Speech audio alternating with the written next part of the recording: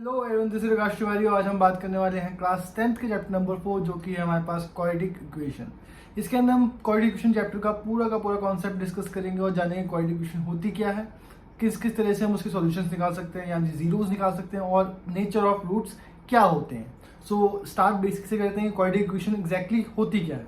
So if we talk about the basic definition, so any polynomial which has a degree or highest power to 2, then it is said to be a quadratic equation. I mean कि अगर हमारे पास कोई भी एक polynomial है जिसके अंदर highest degree क्या है 2 है, then it is said to be a quadratic equation.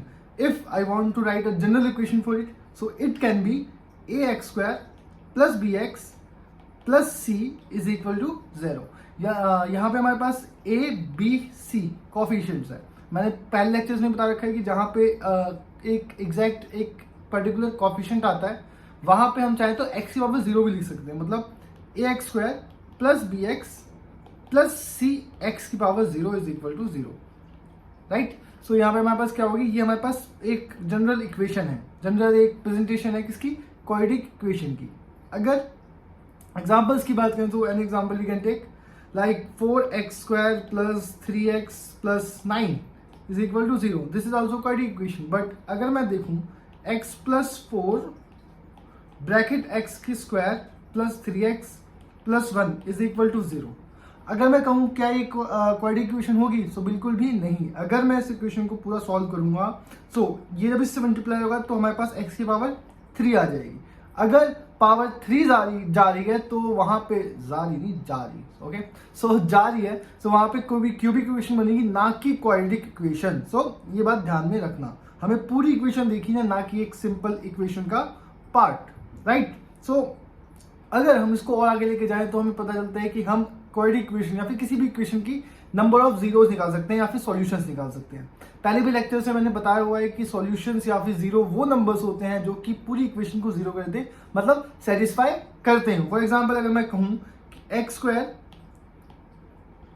Plus x minus 2 is equal to 0 है, यहां पे अगर मैं 1 पुट कर देता हूं तो हमारे पास x इक्वल टू 1 होगा। देन अगर मैं चाहूं तो इसको px भी लिख सकता हूं, so there is no confusion, x square plus x minus 2 is equal to 0, but it should be equal to 0।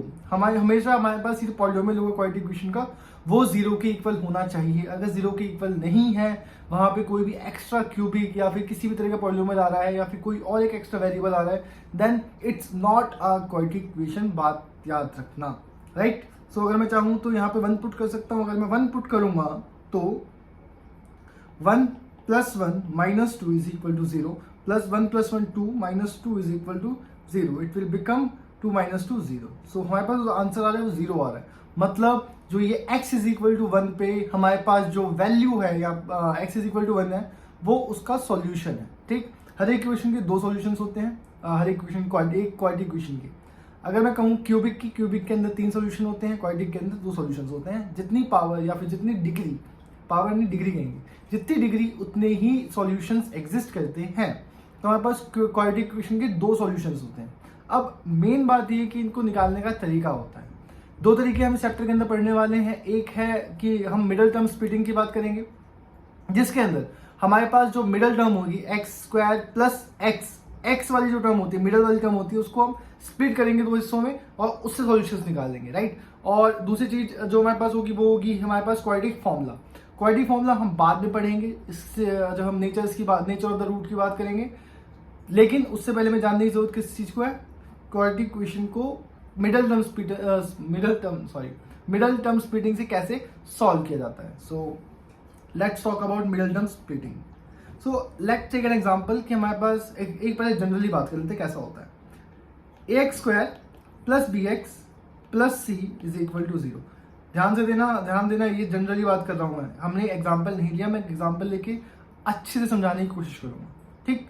तो हमारे पास A x square plus B x plus C है, हमारे पास ए है सी है, इन दोनों को मल्टीप्लाई करना है। जब हम इसको मल्टीप्लाई कर देंगे तो हमारे पास एक नया नंबर आएगा, मान लो डी। उस डी के हमें फैक्टर्स निकालने हैं।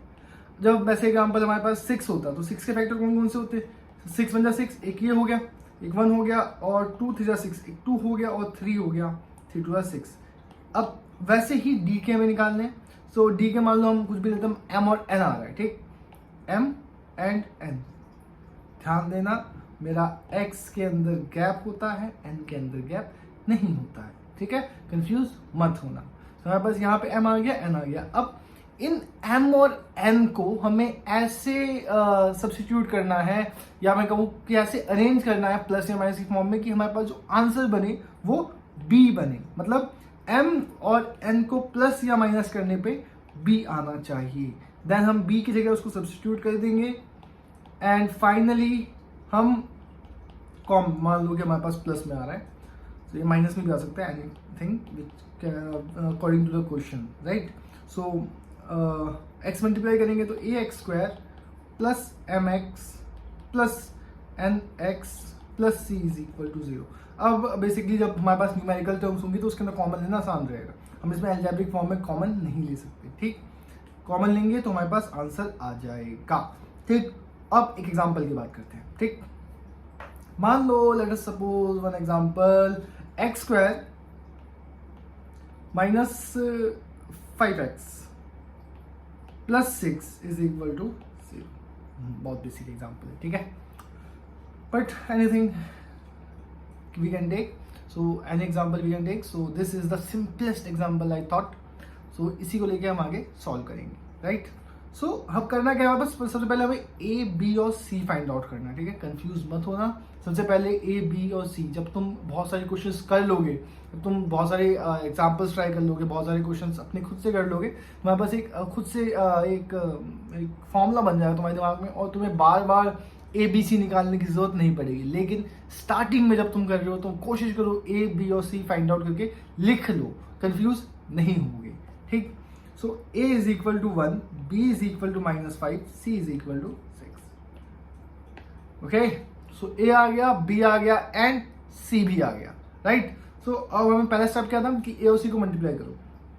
If we multiply A and C which is our 1 and 6, 1 6 6, ठीक है। अब 6 के हमें क्या करना है, हमें फैक्टर्स निकालने हैं कि वो किस किस के टेबल में आता है।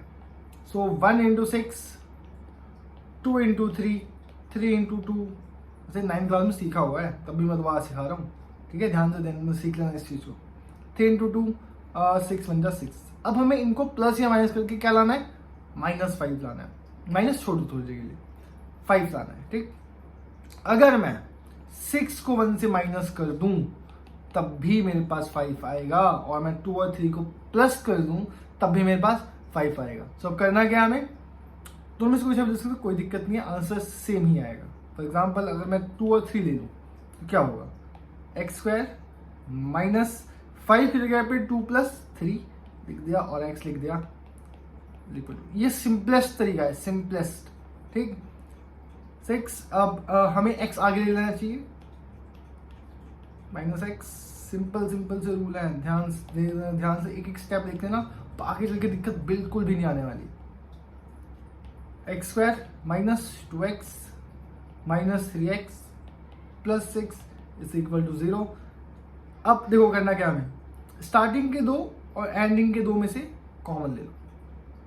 When we take common, x -2 -3 common आया, x -2। अब इंपॉर्टेंट बात क्या है कि हमारे पास जो ये ब्रैकेट वाली टर्म्स होती हैं दोनों, वो दोनों सेम होनी चाहिए। जैसे कि हमारे पास x -2 है, यहाँ पे भी x -2 है, तो हमारे पास वो हमेशा सेम होना चाहिए। यहाँ पे सेम आ रहा है मतलब हमारे पास जो आंसर चल रहा है वो सही है। सो x -2 और x -2 हम इसमें से भी कॉमन ले लेंगे। So when we take x -2 as common, then we will get x -3 is equal to 0। Now, x -2, x -3, both will be turned is to equal to 0, is equal to 0. -2 उधर जाएगा, 2, x is equal to 3। ये दोनों हमारे पास इस equation के solutions हो गए, या फिर मैं कहूँ तो जीरोस हो गए, राइट। तो these are the solutions of x square -5x + 6। आता है बस नेचर ऑफ द रूट्स, कि हमारे पास जो रूट्स हैं उसके नेचर कैसे कैसे होते हैं। हमने रूट्स निकाल लिए इसके अंदर 2 और 3 को। अब नेचर जानने से पहले हमें जानना होगा कि नेचर का मतलब क्या है। नेचर का मतलब जो हमारे पास रूट्स आने वाले हैं, जो क्वाड्रिक के रूट आने वाले हैं, हम इक्वेशन को बिना सॉल्व करे ही जान लें कि वो जो इक्वेशन है उसके रूट्स जो आएंगे वो नेचर में कैसे, नेचर मतलब रियल है, इमेजिनरी है, या फिर इक्वल टू जीरो है। ये 3 केसेस बनेंगे, या तो हमारे पास जो नंबर होगा वो प्लस में आएगा, या तो माइनस में आएगा, या तो जीरो आएगा। सिंपलेस्ट तरीका बताने का। सो अगर हमारे पास अगर आंसर जीरो आ रहा है तो इसका मतलब होगा कि हमारे पास जो रूट्स हैं वो इक्वल है। ठीक है, समझते हैं कैसे, समझ में आया कैसे ये क्वेश्चन होंगे। जैसे कि हमारे पास इक्वेशन, जनरल इक्वेशन की बात कर लेते हैं पहले। a² + bx + c = 0। यहाँ पे हमारे पास a है, b है और c है। abc मिल गया। जब हमें abc पता चल जाए तो हमें क्या करना है, इस फॉर्मूले में पुट करना है। b² - 4ac = 0, या फिर मैं कहूँ 0 के इक्वल नहीं, = d। डिस्क्रिमिनेंट निकालना है हमें। ठीक है, d फाइंड आउट करना है। d अगर मोर देन 0 आता है, इसके हमारे पास जो, इसका मतलब होगा कि हमारे पास जो रियल रूट्स आने वाले हैं वो डिस्टेंट या फिर यूनिक रियल रूट्स हैं। Unique real roots. Second case, या तो हमारे पास d = 0 आएगा, d = 0। अगर ऐसा होता है तो हमारे पास जो आंसर आ रहा है, मतलब जो इक्वेशन है वो, उसके रूट्स क्या है, सेम है, सेम रूट्स। थर्ड केस जो कि हमें इस क्लास में नहीं पढ़ना, हम वो 11th क्लास में पढ़ेंगे, वो होता है लेस देन 0 वाला, कि हमारे पास जो आंसर आ रहा है डी का वो क्या आ रहा है, नेगेटिव। नेगेटिव मतलब हो गया कि हमारे पास जो आंसर है, जो हमारे पास रूट्स आ रहे हैं वो दोनों क्या है, imaginary, right, imaginary roots. Third case हमें नेक्स्ट क्लास में पढ़ना है, 11th क्लास में। हमें इन दोनों में, इस क्लास में मोस्टली जो क्वेश्चंस मिलेंगे वो इन दोनों के मिलेंगे। ठीक, तो ये nature of the root wise find करते हैं डी निकाल के, b² - 4ac फाइंड आउट करके।